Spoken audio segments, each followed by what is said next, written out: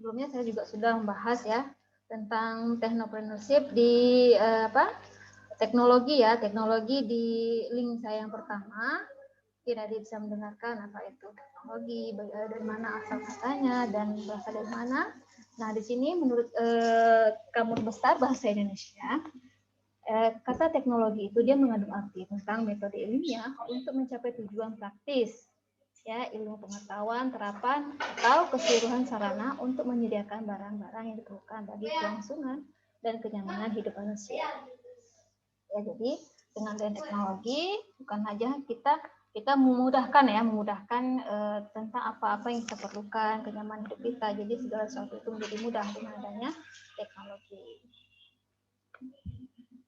Nah, di sini istilah teknologi ya pertama kali muncul dalam bahasa Inggris ya pada abad ke-17, di mana waktu itu dipakai untuk maksudnya untuk diskusi ya tentang seni terapan saja, tapi semakin hari pada abad ke-20 di mana istilah tersebut dia berkembang pesat dan mencakup berbagai cara proses dan ide selain mengenai perkakas dan mesin-mesin yang digunakan pada masa itu.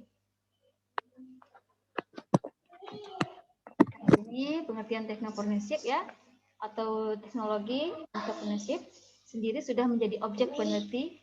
Aduh, aku marah. Maaf, sendiri sudah menjadi objek peneliti yang cukup lama di dunia barat, ya, terutama di negara maju, dan hasil riset para peneliti ya seperti Nicholas dan Armstrong dia mendefinisikan teknopreneurship itu sebagai ilmu organisasi, manajemen, dan pengambilan resiko suatu bisnis ya yang berbasis teknologi. Ya. Jadi beberapa peneliti juga menyebutkan bahwasanya ya, seperti Yusuf juga dalam bukunya dia mendefinisikan teknopreneurship itu sebagai suatu proses dan pendirian usaha baru yang melibatkan teknologi. Saya sebagai basis aktivitas dengan harapan bahwa penciptaan strategi dan inovasi yang tepat kelak dapat menempatkan teknologi sebagai salah satu faktor untuk mengembangkan ekonomi nasional. Betul. Jadi inti teknopreneurship ini adalah dia merupakan sebagai pengembangan suatu ilmu pengetahuan informasi dan teknologi. Oh, putus suara. Suaranya putus-putus. Suara kau gila katanya. Ya. Dia di mana ini?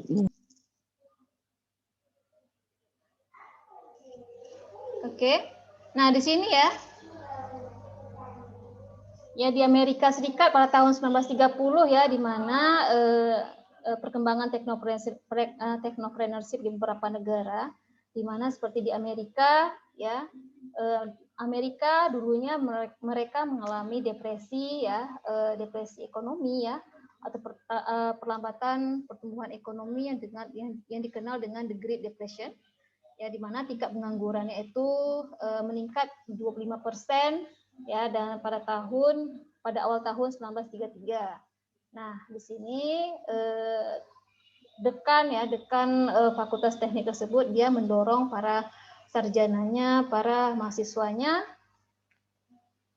ya, para mahasiswanya untuk mengembangkan ya bisnis-bisnis di fakultas di universitasnya tersebut, sehingga dia juga mendorong mahasiswanya tersebut membuka bisnis dalam bentuk ya komponen-komponen elektronik ya, dan seperti ya perangkat keras, perangkat lunak, komputer pribadi.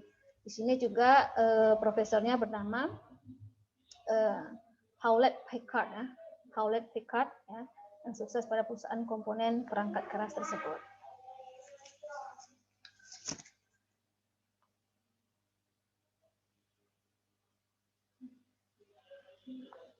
Nah, karena berkat dedikasinya ya mahasiswa dalam bangun bisnis ya, Profesor Terman juga dikenal sebagai Father of Silicon Valley, di mana perkembangan yang berbasis teknologi di Silicon Valley ini membuat para imigran dari Asia ya, terutama Tiongkok dan India tertarik berkontribusi di Silicon Valley ini ya. Nah, contohnya seperti India juga ya, dia merupakan salah satu negara dengan pertumbuhan dan perkembangan teknopreneurship yang pesat ya. Sebelumnya juga India dikenal sebagai negara miskin dengan berbagai konflik antar kasta dan perseteruan dengan negara tetangganya yaitu Pakistan. Namun pemerintahnya menerapkan liberal ekonomi pada tahun 91 sampai 93 ya, berbagai jenis teknologi yang mulai berkembang saat itu ya, di mana dalam bentuk informasi ya, di sini bioteknologi seperti itu.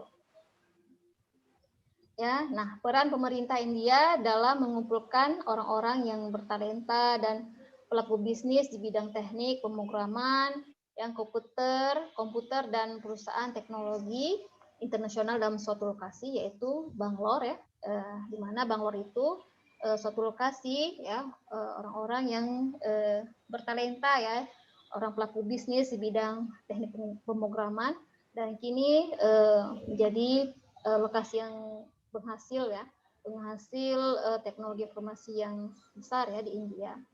Ya. Nah, seperti Tiongkok. Ya, Tiongkok ya di sini merupakan negara yang juga pernah merasakan dampak krisis ekonomi ya yang melanda Asia pada tahun 1996, di mana pemerintah Tiongkok dia mulai merubah arah ekonominya menjadi ekonomi berbasis sains dan teknologi ya, di mana negara tersebut juga mengadopsi dan berkiblat pada sistem perekonomian negara-negara di Eropa dan Amerika. Ya, banyaknya insinyur dari negara tersebut juga sukses merintis mengembangkan bisnis berbasis teknologi di Silicon Valley. Jadi di mana mendorong pemerintah Tiongkok untuk mereformasi kebijakan ekonomi ke arah informasi yang mengandalkan kemampuan berkompetensi berbasis mereka berkiblat pada Amerika. Ya.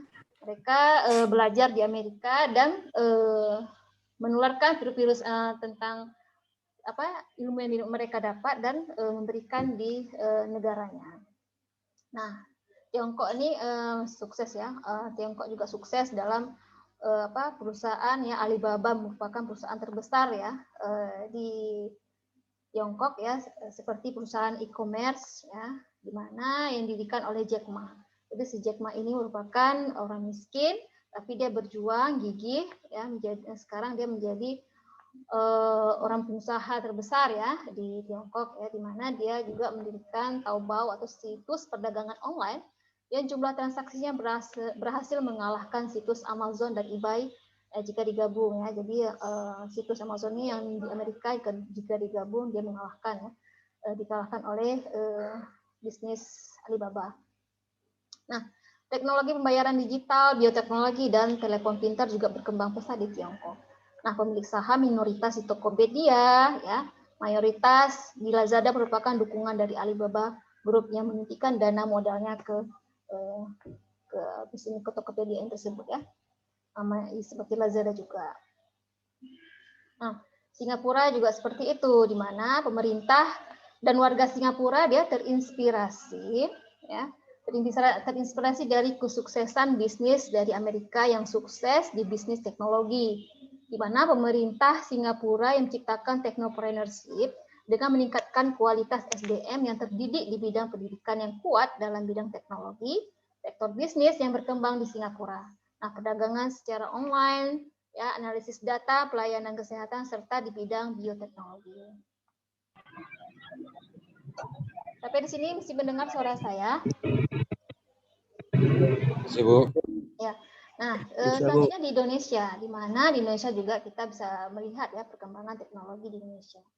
Ya, tren-tren bisnis yang berbasis teknologi di Indonesia juga sudah sangat meningkat pesat, seperti Gojek online ya, perdagangan online yang sedang berkembang ya saat ini ya, seperti Tokopedia, Bukalapak, Lazada, OLX dan lain-lainnya. Program jasa pendidikan seperti Ruang Guru, aplikasi lainnya ya seperti learning yang kita rasakan hari ini. Nah, ruang lingkup technopreneurship di sini ya sebenarnya tidak hanya sebatas bisnis berbasis teknologi informasi saja, namun ada banyak bidang teknologi lainnya yang dapat dikembangkan ke arah kewirausahaan. ya, dia teknopreneurship ini dia dapat menyelesaikan permasalahan manusia. Apa yang sedang terjadi di Indonesia dapat kita selesaikan dengan adanya teknologi ini dan dapat berkontribusi serta memberikan manfaat bagi masyarakat secara luas. Jadi itulah tentang teknopreneurship. Yang terakhir sini adalah peran dan urgensi teknopreneurship. Nah, di sini peran dan urgensi teknopreneurship ya, seperti dia meningkatkan efisiensi dan produktivitas. Artinya di sini dengan adanya teknologi memudahkan kita, waktu kita tidak banyak terbuang, ya kita bisa mengerjakan pekerjaan lainnya dengan beberapa jenis pekerjaan dan kita menjadi lebih produktif ya dalam menghasilkan pendapatan kita. Kedua juga dia meningkatkan pendapatan yang seperti saya bilang tadi juga. Dan ketiga menciptakan lapangan pekerjaan baru di mana dengan adanya teknologi-teknologi yang kita rasakan saat ini memberikan peluang pekerjaan pada kita. Contohnya seperti banyak bisnis-bisnis online ya. Salah satunya juga seperti YouTube ya. YouTube juga sekarang sudah sangat berkembang yang kita rasakan saat ini. Dia merupakan lapangan pekerjaan baru bagi mereka yang tidak memiliki pekerjaan yang seperti itu, di mana bisnis YouTube seperti itu juga sudah sangat berkembang di semua negara ya. Indonesia juga sudah, apalagi semenjak masa pandemi hari ini yang kita rasakan. Nah, selanjutnya juga tentang menggerakkan sektor ekonomi lainnya ya, seperti PLTA ya, pembangkit listrik dan lainnya juga sangat dengan kita membuka dengan adanya kita perkembangan bisnis teknologi maka akan meningkatkan sektor seperti tenaga listrik juga kita banyak menggunakan ya. Terus air juga seperti yang sekarang ini kan pandemi itu banyak kita harus hidup sehat, maka untuk sektor air juga sudah sangat meningkat ya. Jadi menggerakkan sektor-sektor lainnya seperti itu ya dengan adanya teknologi. Selanjutnya itu meminimalkan hambatan-hambatan untuk berwirausaha terutama bagi usaha kecil dan menengah. Jadi hambatan-hambatan yang terjadi baik untuk wirausaha dapat diminimalkan. Oke, sampai di sini ada yang ingin bertanya?